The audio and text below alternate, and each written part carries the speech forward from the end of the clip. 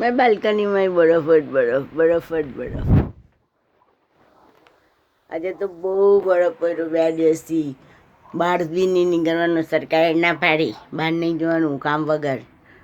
School બંધ, પછી વિમાન બંધ, ટ્રેન બંધ.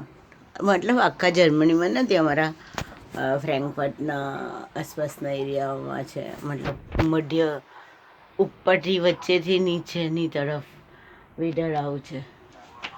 બરફ બી પડે છે અને ઠંડી એટલી નથી. બરફ પડે ને ત્યારે ઠંડી વધારે ના પડે.